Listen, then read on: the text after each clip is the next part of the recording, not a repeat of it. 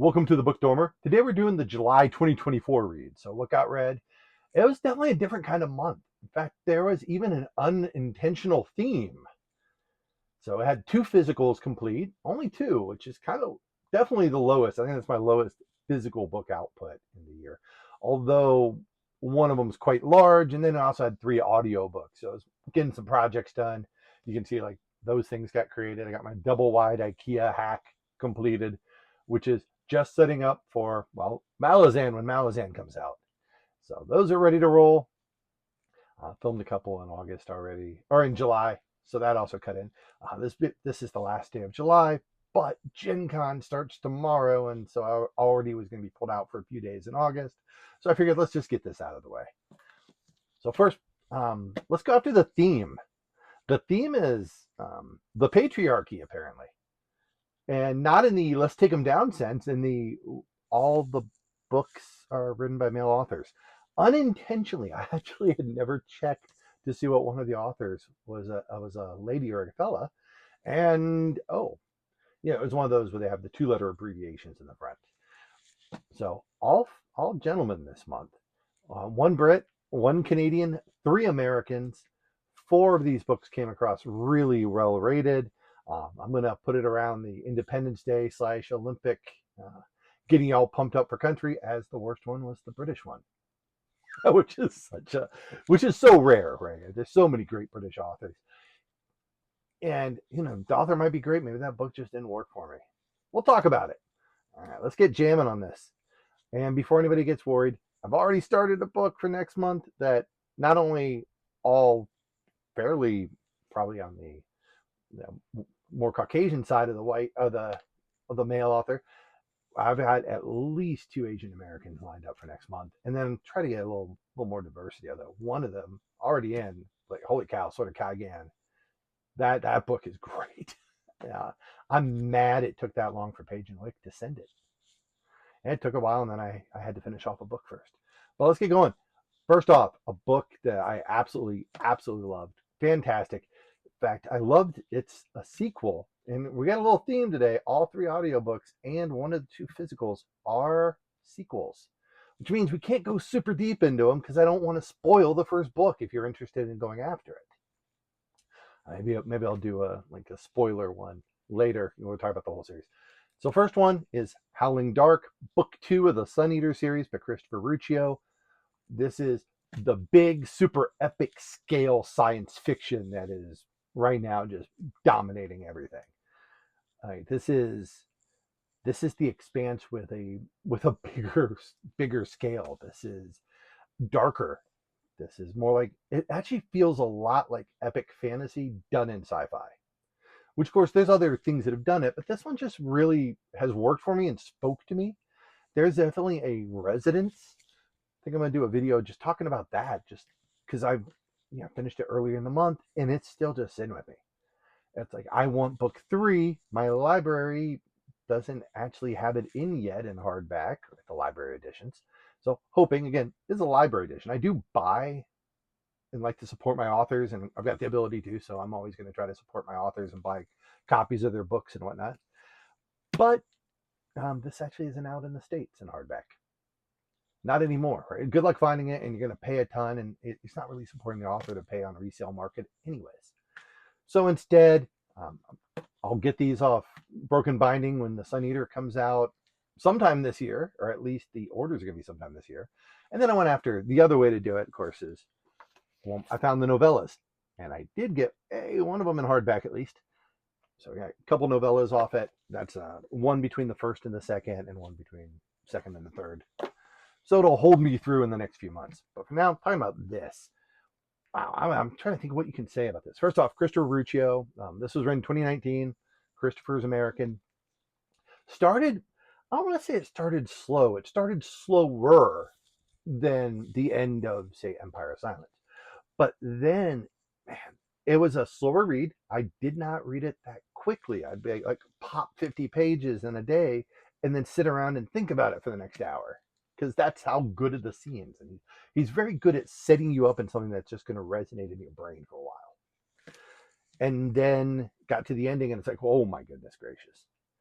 but still has an absolutely monstrous size scale. Like characters that have been alive for thousands of years. There's kind of a theme. You'll see my favorite fantasy series kind of the same way. At these big scales, a lot to go on, a lot of material in the back that you want to pay attention to. I'm not going to give anything away from this other than it probably got a little bit better than the first book. I give it 4.75 out of 5. And again, probably do a discussion on, maybe I'll get through the novella or at least one of the novellas and give a discussion on it, kind of wrapped up more. All right, next up is actually my first, it's actually also in a series, but it's the first book. So it's fair game to talk about at least the first half of it. I'm just hanging out back here. So the Bone Ships. I do have it in the fancy little cover thing. This is the Broken Binding edition. Yes, I bought it off somebody. I bought them off in the Facebook group, so it's fair, right? Let's talk about this thing. 2019 by English author R.J. Barker, who I actually have two more. Well, I have those two to finish off the series. I've got another one, God of Weirdwoods, which is getting a lot of good rep. So I'm hoping that any problem I had with this book is first book series, first book syndrome, because it built slow and then kept going slow. And then it would have these little jumps. I'm like, all right, now it's getting good. And now we're going to sail for the next 40 pages. It just, it felt slow. And oddly, the world, despite having a lot of rich terminology, like there's a lot of world building here. You've got a interesting gender, I don't want to call it completely gender flipped, a redynamicking of gender. So you have sailors who are both male and female on a ship. You have shipwives, that's the captain, but the shipwife could be either gender.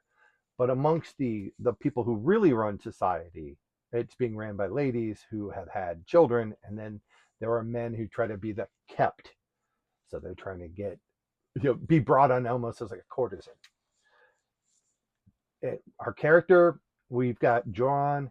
He is a timid, little annoying character for the first 300 pages until he starts picking it up. Yes, it's a growth thing, man, but it felt way more like Anakin than Luke at the beginning of their journeys.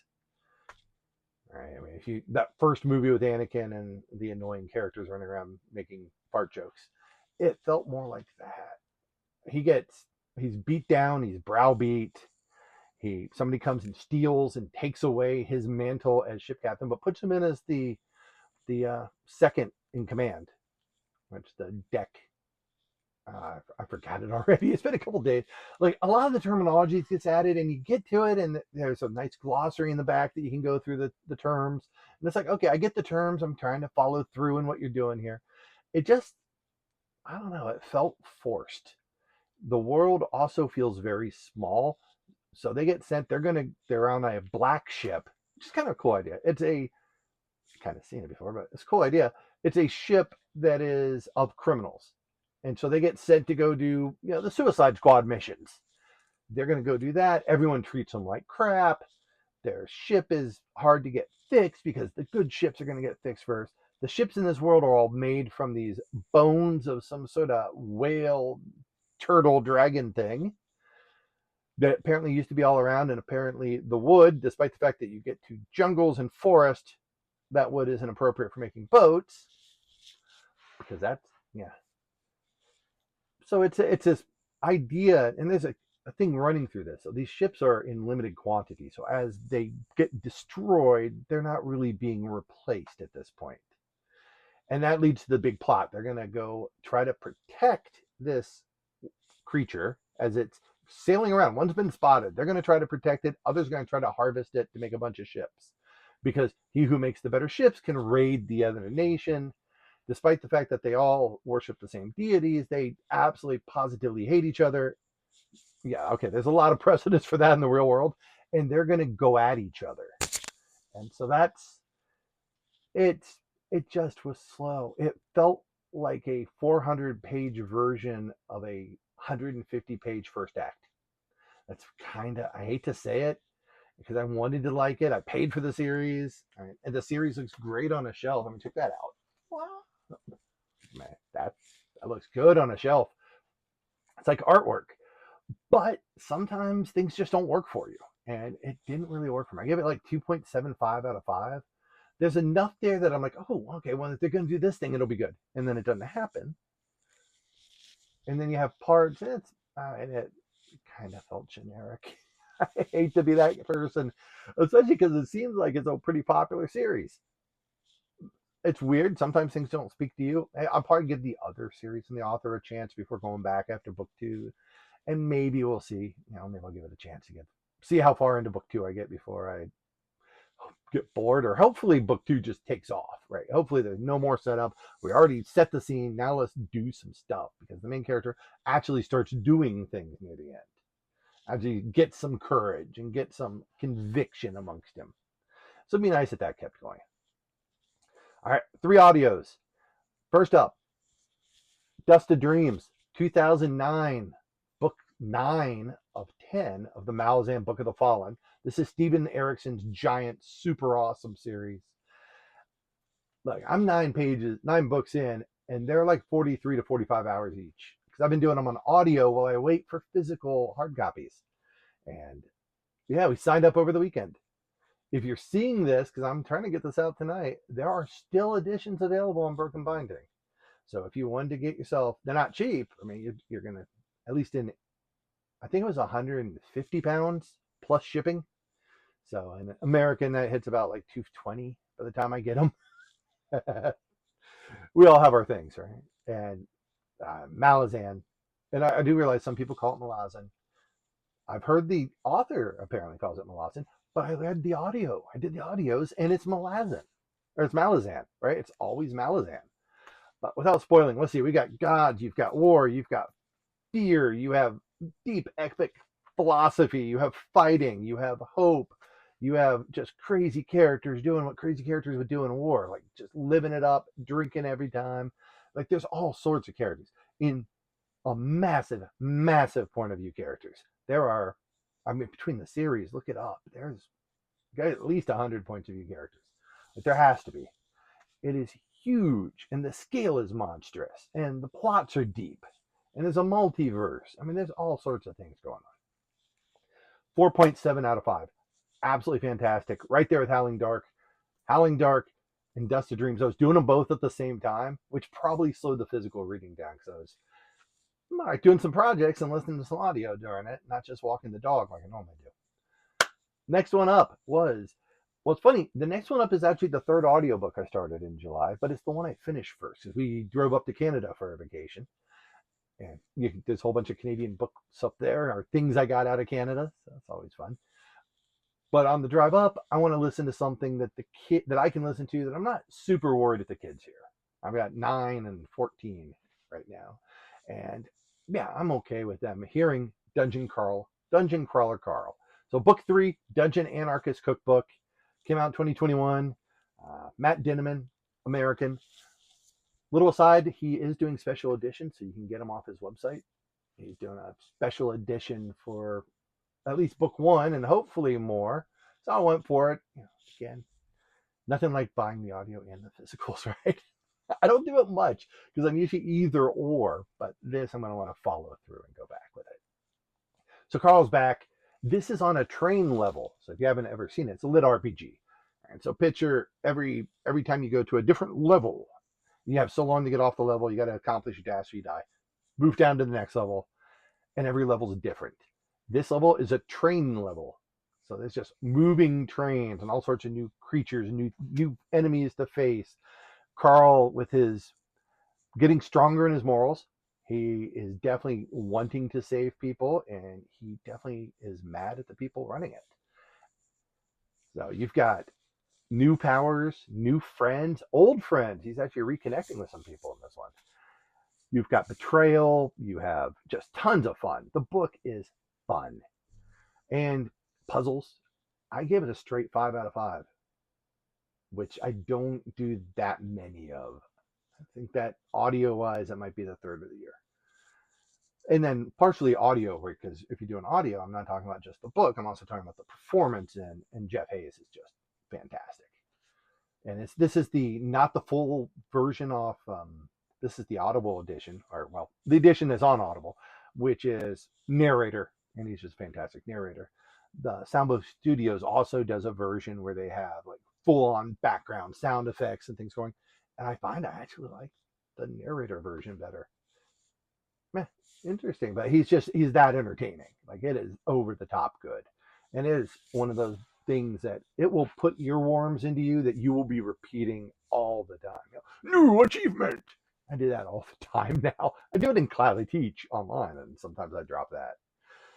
But I always wonder how many of them think I'm absolutely bonkers. Yeah. Before you ask, yes, the camera's off. Otherwise, I mean, come on. Well, from voice, hey, it might sound like I'm professional. Last up was actually my second book I started, but I started it, but I didn't want to play it over the mic, partially because Dungeon Crawler Carl. If you miss a little bit because the kids are talking, yeah, you probably missed fun. The other one, probably want to pay a little more attention to, which is Constance Verity.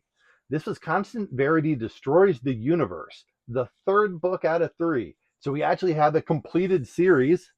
I think it's my first completed series this year. I've been trying to spread out and read different things and reading a lot of one-offs too.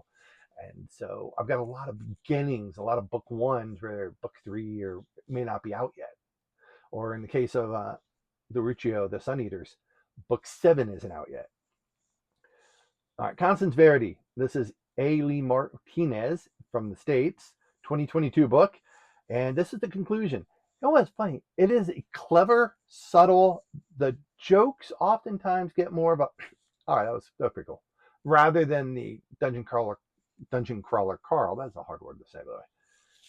And the hair is flying in. The hair is coming after me today. I usually keep it up, but yeah, hey, I gotta let it dry sometimes. And we're looking at it. And I was thinking about this book, just comparing those two, because there are similar. Constance Verity, there is just these ridiculous drops that she'll be like, oh yeah, there was that time I saved the Mayan princess. Oh yeah, there was that time I saved this entire planet or this entire solar system, some giant, and she'll just drop some random, giant monster that was attacking it. She'll go into her room and like something will jump out and attack. Like there's just all these just bonkers. In this one, people are showing up and they're like, I hate to do it, but for the sake of the universe, I have to kill you. And all these groups show up and challenge her. And of course, she kicks their butt because she's literally the one. I don't want to say the one as in, like you're the self-appointed. Although, oddly enough, Sun Eater definitely has that going on too. Maybe that's the thing. Bone Ships didn't. And, well, Dungeon Crawler Carl done, and Dust of Dreams has it a little bit, but not too much. Like, you're the one, but you're not the only one type thing going on. All right, back to Constance. I was thinking about this because it's humor, but it's more like subtle humor. There's a couple, let's say you ever watch like a YouTube channel, like my kid will watch YouTube channels, and son will watch these, and there'll be just like things flying on, jokes flying, there's lights blaring on the screen, they're fast-paced, the jokes are coming fast. That's what Carl feels like. And then Constance Verity kind of feels like the subtle, more British humor. Like there's a British YouTuber I watch who goes to things like the highest point in Denmark. And oh, here's an old train that runs, that tilts as it goes up in Switzerland. And they're super fascinating. I love him. He's got these very cheeky humor. Like he's very subtle with the humor, but it's it's very enjoyable to watch. I kind of liken those two. It's just for some reason the bonkersness of Carl has called me higher than Constance's. Also, I mean, it's the stakes are just goofier. I wouldn't say they're higher because Constance Verity was trying to save the universe. I gave that last one for Constance. I gave her a 4 out of 5. It's still a good book. It just was too close in the listen. Probably to Dungeon Crawler, and they're a little similar in the wonky side of happy sci-fi, happy fiction type things.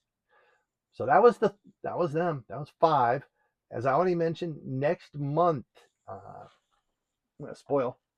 We'll see if anybody knows it. What? Little sort of Kaigan action coming.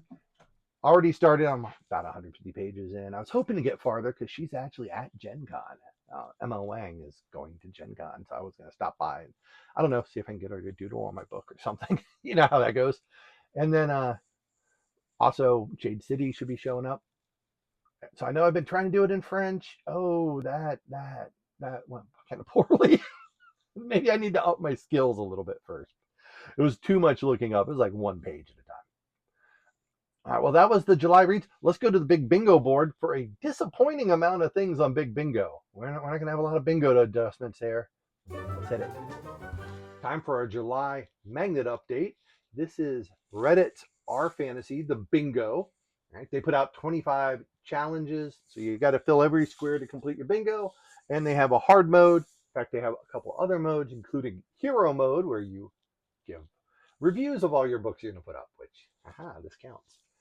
I only have one this month. I've been trying to do 3 a month, but my goal, and I'm sticking with it, is to only use physical. So I only have the 2 books, and you can only use each writer once. And there's Christopher Ruccio appearing a second time. Or I guess you can have them in a short story if it's part of a collection. But I have a short story collection, so I'm going to use that for that author. So the only one I've got this month going up on the big board is The Bone Ships. Because I bought it based on its cover, because it was pretty. And so, boop, after it's sitting on here, that's The Bone Ships. It is pretty. That's how I snag it. I mean, yeah, that's pretty. I didn't know anything about it other than it was a series on Broken Binding, and somebody was selling them, and yeah, I went for it. So I actually had less information than the cover, and that's the hard mode, is to pick the book based only on the information available on the cover. I did it with less than that. So yay! All right, thanks for watching. I'll see you next month, and we'll get a few more magnets done next month, and maybe we'll actually not be pure patriarchy and actually have some ladies as well in our readings. There definitely will be. Yeah, that was an accidental theme for the month. Sometimes you're like, oh, I didn't realize what was going on. All right. Thanks, everybody, and I'll catch you next time.